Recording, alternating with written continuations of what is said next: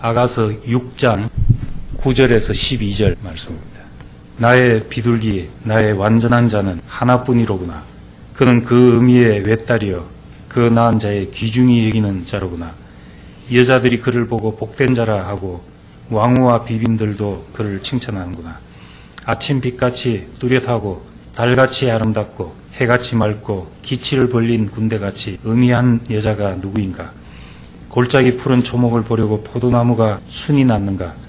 석류나무가 꽃이 피었는가 알려고 내가 호도 동산으로 내려갔을 때 부지 중에 내 마음이 나로 내 귀한 백성의 수레 가운데 이르게 하였구나.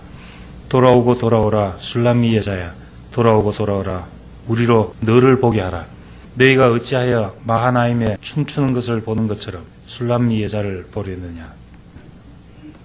아가서를 보든지 어디를 보든지 예수가 누군가 우리에게서 이 문제가 분명해지기를 바랍니다. 6장 9절에 나의 완전한 자는 하나다 말했습니다. 예수님은 유대인들에게 나와 아버지는 하나다 이렇게 말했습니다. 근데 사람들은 듣기를 예수님이 하나님을 자기 친아버지라고 해서 하나님과 자기를 동등히 여기려고 한다. 그래서 돌을 들어서 예수를 죽이려고 했던 겁니다. 예수님은 자기를 하나님과 동등이라고 말하지 않고 하나라고 말을 했습니다. 그런데 사람들은 듣기를 동등이라고 들었던 거죠. 독생자라는 것은 아들이 한 명이라는 말이 아닙니다. 하나님에게 나온 성질이 유일하다는 것입니다. 하나님에게서 난 것이면 꼭 이런 성질일 것이다. 이런 말입니다. 바울은 그가 맏아들이 되어서 많은 아들들로 하나님 앞으로 이끌게 하신다. 이렇게 말하니까 독생자인데 어떻게 또 많은 아들들이 있는가? 그것은 숫자의 문제가 아니고 성질이 하나인 겁니다. 하나님에게서 난 것은 꼭 이런 성질이다. 이런 말과 같습니다. 하나는 열이 있어도 하나일 수가 있고 백이 있어도 하나일 수가 있습니다. 우리는 이제 육신을 가지고 있기 때문에 나는 나고 너는 너고 동등이냐 아니냐 이렇게 생각하기가 쉽습니다. 그렇기 때문에 사람들을 대할 때 하나라는 생각을 못하고 우월감과 열등감 사이를 왔다 갔다 하게 되는 겁니다. 하나님이 사람을 지을 때 사람을 하나님의 형상으로 지었다고 했습니다. 그리고 둘이 합하여 한 몸이 될지니라 말씀한 것처럼 형상과 실제가 하나인 겁니다. 어떤 형제가 정말 영광스럽고 아름답고 이러면은 내가 그 안에 하나가 되면 그 형제의 찬송을 누릴 수 있잖아요. 그러니까 즐거워하고 그 안에 포함되고 하나가 되면은 그 형제의 어떤 축복을 동일하게 누릴 수가 있습니다.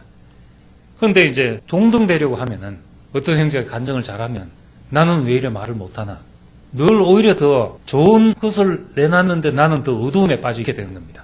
형제가 정말 깊은 죽음이 나오고 승리가 나오고 이렇게 되면 우리가 하나라면은 다 같이 즐거워해야 되잖아요. 그런데 내가 동등되려고 하면 이상하게 그것이 나에게 어두움이 되는 겁니다. 어떤 형제를 높이면 왜 저 형제만 높이냐 이런 문제가 생기는 것이 동등되냐 안 되냐 이 개념으로 듣기 때문에 그런 겁니다. 예수님은 아버지와 내가 하나인 것처럼 저희도 우리 안에 있게 하사 우리와 하나 되게 하시옵소서 기도했습니다. 그러니까 외아들이다 독생자다 이런 것을 한 성질 하나인 세계 이런 개념으로 들으면 그 안에 포함되어서 연합이 되어가지고 우리는 더 온전하고 더 풍성함을 누리게 되는 겁니다. 사랑을 받아도 내가 다 사랑을 받아야 되면 얼마나 사랑에 목마르겠어요. 그런데 다른 형제가 받는 사랑을 내가 동일하게 즐거워할 수만 있으면 정말 풍성한 사랑을 갖게 되는 겁니다. 여기서는 슐람미 여자에 대해서 나의 비둘기 나의 완전한 자는 하나뿐이다 하는데 모든 여자들이 그를 보고 복된 자라 하고 그를 칭찬하고 그가 사랑받는 것을 함께 즐거워하고 하더라는 겁니다. 인간적인 사랑은 이 사람을 사랑하면 저 사람을 덜 사랑하게 되고 이럴 수밖에 없지만은 그리스도 안에 이 사랑은 하나인 사랑이기 때문에 한 사람이 깊은 사랑을 받으면 그 사랑을 모든 사람이 나눠 가질 수가 있는 겁니다. 우리가 사랑을 해도 마찬가지죠. 내가 어떻게 온 인류를 똑같이 사랑할 수가 있겠습니까? 우리는 한 사람을 깊이 사랑함으로써 모든 사람에 대한 사랑을 나타낼 수가 있는 겁니다. 난 내 앞에 있는 사람을 깊이 사랑하는데 그런 성질의 모든 사람을 사랑하는 거죠. 우린 하나님 앞에서 거울처럼 무엇을 반사하는 존재니까 아름다운 것을 보고 있으면 그 사람은 아름다운 사람인 겁니다. 아름다운 것은 사랑하는 사람 눈에 있다고. 사랑하는 사람을 보고 있는 그 눈이 아름다운 거죠. 복된 것을 내가 보고 즐거워하고 있다. 그 자체가 내가 복된 사람입니다. 궁극적으로는 그리스도 안에 있는 복이 그렇게 우리에게 분배되는 것입니다. 내가 무엇이 되어가지고가 아니고 복된 것을 즐거워할 수 있는 사람이 되면 되는 겁니다.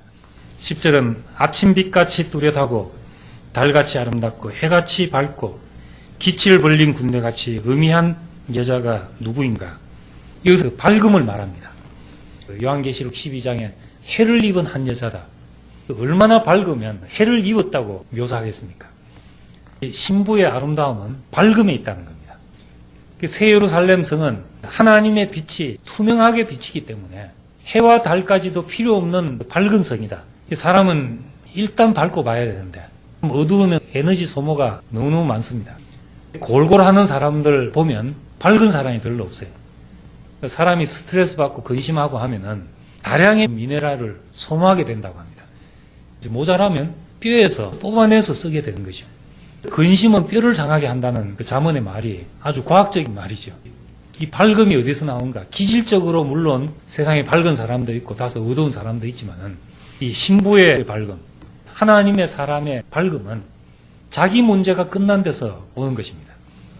내 일이 끝난 사람은 어두울 일이 없죠. 우리가 다 고뇌하는 게 다 자기 문제거든요. 하나님의 문제로 근심하고 고뇌하고 밤잠을 안 자고 이런 사람이 몇 사람이나 있겠냐는 거예요. 자기 일이 끝난 사람, 이런 사람이 진짜 밝은 사람이죠. 기치를 벌린 군대같이 의미한 자가 누군가? 군대도 마찬가지잖아요. 디모데후서 2장에 있는 것처럼 그리스도 예수의 좋은 군사로 나와 함께 따를지니 군사로 모집된 자는 자기 일에 매이는 자가 하나도 없다. 군대 간 사람이 지금 집에 이런저런 문제 염려하고 있어서는 군사가 될 수가 없는 겁니다. 여기 있는 모든 표현들은 자기 일이 끝난 사람의 아름다움을 묘사하는 거죠. 참 안식에 들어간 사람, 하나님의 안식에 들어간 사람은 하나님이 자기 일을 시신같이 자기 일을 지느니라. 내 문제가 끝나야 그때 하나님의 일이 시작되는 겁니다. 내 할 말이 끝나야 그 입에서 하나님 말이 나오지. 내 말이라는 것은 다 나를 변명하고 자랑하고 지키고 방어하고 이런 거잖아요. 그럴 필요가 없는 사람이 돼야 그 사람 입에서 하나님 말이 나올 수가 있습니다.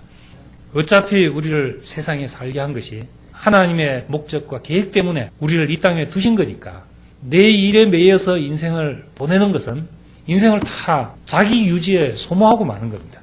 이 밝음이 모든 만물을 비춰가지고 사람을 살게 만드는 겁니다. 이곳에 오면은 어두움이 다 사라지도록 이런 필요 때문에 교회가 이 세상에 존재하게 되는 것입니다. 11절 보면은 골짜기에 푸른 초목을 보려고 포도나무가 순이 났는가 석류나무가 꽃이 피었는가 알려고 내가 호도동산으로 내려갔다. 동산에 꽃이 피고 열매가 자라고 이러는 걸 보려고 내려갔는데 12절에 부지 중에 내 마음이 나로 내 귀한 백성의 수레 가운데 이르게 하였구나. 이 수레는 병거를 말합니다. 그러니까 아름다운 동산을 보려고 내려갔는데 내가 부지 중에 내 백성의 병거에 올라탔다. 지금 이 구절들은 다 신부를 묘사하고 있는 것입니다. 솔로몬의 신부, 궁극적으로 그리스도의 신부를 묘사하고 있습니다. 그리스도의 신부는 자기 일이 끝난 사람이 되어서 밝은 빛이 되어서 세상을 비추는 사람이 되는데 이 사람은 신랑에 대해서는 동산인 겁니다. 하나님과 사람이 에덴에서 함께 거닐듯이 사람은 하나님이 거닐 수 있는 동산입니다. 아름다운 꽃도 보고 열매도 먹고 이렇게 하는 동산인 겁니다. 서로 그런 누림이 있는 세계죠. 동산이 전차로 변했잖아요. 이건 이 신부의 양면성입니다. 우린 주님이 우리의 아름다우심에 취하도록 아름다운 존재로 자라가는 겁니다. 우리 일은 우리 자신이 아름다운 존재가 되는 것이죠. 그 아름다움이 주님을 위해서 최고의 선물이 되는 겁니다. 우리가 아름다운 사람으로 바뀌면 그것은 또한 전쟁의 군사가 된다는 겁니다. 에베소서에 보면은 5장에 그리스도의 영광스러운 신부에 대해서 말합니다. 물로 씻어 말씀으로 깨끗게 하사 티나 주름 잡힌 것이 없게 하시고 자기 앞에 영광스러운 신부로 세운다고 했습니다. 그런데 6장에 넘어가면은 너희가 하나님의 전신 갑주를 입어라. 구원의 투구를 쓰고 의의 흉배를 붙이고 진리의 허리띠를 띠고 하나님의 전신 갑주를 입으라고 말합니다. 아름다운 신부가 바로 다음에 가서는 군사가 되는 겁니다. 왜냐하면은 이 전쟁은 사탄과의 전쟁이기 때문에 힘으로 싸우는 것이 아니라 우리 존재의 아름다움으로 싸우는 겁니다. 인간이란 존재가 얼마나 아름답고 영광스러운가 이걸 나타내 보이면 사탄이 떠나가고 천사가 수종들게 되는 겁니다. 세상에 대해서는 우리는 밝음이고 주님에 대해서는 동산이고 사탄에 대해서는 군대가 되는 겁니다. 예수는 왜 아름다운가? 그의 가장 큰 특성은 십자가고 하나님 앞에서 모든 인류의 거역을 끝낸 그 죽음이 하나님이 그를 인정할 수밖에 없었던 그 특성이었습니다. 그러니까 거역이 끝나는 사람만 되어도 얼마나 아름다운 사람이 되는지 모릅니다. 거역의 본성이 끝나면 내가 안 맞을 것이 없는 사람이 되죠. 적어도 우리는 이해는 다 안 되더라도 하나님이 이 형제들을 나 좋으라고 불러놓은 사람이 아니다. 나한테 안 맞는 사람이 있는 게 당연하다. 이렇게만 생각하고 지나가도 많은 것이 처리되게 되는 것입니다. 마지막에 13, 14절에 돌아오라 돌아오라 술람미 여자야 돌아오고 돌아오라 우리로 너를 보게 하라. 너희가 어찌하여 마나임에 춤추는 것을 보는 것처럼 술람미 여자를 보려느냐. 이 술람미란 말을 처음으로 여기서 사용하는데 솔로몬의 여성형이니까 솔로몬의 여자란 말입니다. 솔로몬의 복사판이 되었다. 솔로몬 화가 되었다. 이런 말과도 같습니다. 우리의 변화는 몸된 교회가 되는 것이고 그것은 주님의 복사판이 되는 것이고 그리스도화 되는 것이죠. 여기 돌아오고 돌아오라 하는 것은 이기고 돌아오라는 함성과 같은 말입니다. 마하나임에 춤추는 것처럼 술람미 여자를 보려느냐. 술람미에게서 무엇을 보느냐. 마하나임에 춤추는 것처럼 보이지 않냐. 이 말입니다. 마하나임은 두 군대란 말인데 여기는 그냥 사람 이름처럼 번역을 했습니다. 창세기 32장에 보면은 야곱이 야복강을 건너려 할 때 에서가 400인을 거느리고 온다는 소식을 들었을 때 낙담을 해가지고 이제 죽었구나 싶은 심정으로 서 있을 때 그때 여호와의 군대가 지나갔습니다. 이걸 보고 야곱은 그것을 여호와의 군대구나 하고 마하나임이라고 불렀습니다. 자기의 양편에 군대진이 있어서 자기를 지키는 것을 경험했던 겁니다. 술람미 여자를 너는 어떻게 보느냐? 이거는 교회를 어떻게 볼 것인가? 주님의 동산인 신부가 이제는 이 세상 앞에서 지키는 두 군대가 되어 있는 승리를 경험하는 곳이라는 겁니다. 하나님의 말씀이 내 문제와 내 사정을 어떻게 듣고 승리했냐? 이걸 선포하는 것입니다. 교회에서 무엇을 우리는 표방할 것인가? 만물에 대해서는 우리의 밝음을 표방하고 주님 앞에서는 동산이 되고 세상의 문제에 대해서는 군사가 되고 사는 이런 사람이 우리에게서 드러날 때 참 아름다운 신부로 변화되어 가는 것입니다. 기도드리겠습니다. 주의 은혜를 감사드립니다. 우리는 늘 어떤 것에 머물기를 원하지만은 우리 일을 끝내시고 우리를 밝음 가운데 두시고 또 주님은 우리를 변화시키셔서 그리스도의 군사로 우리의 모든 문제를 점령하고 하나님의 말씀이 뒤덮은 사회가 되도록 우리를 사용하심을 감사드립니다. 물이 바다를 덮은 같이 그 승리가 세상을 듣게 하시고 우리 인생을 다 점령하기를 원합니다. 오직 우리는 그리스도의 군사로 그 승리를 간증하는 사람으로 살게 되기를 원합니다. 예수님 이름으로 기도드립니다. 아멘.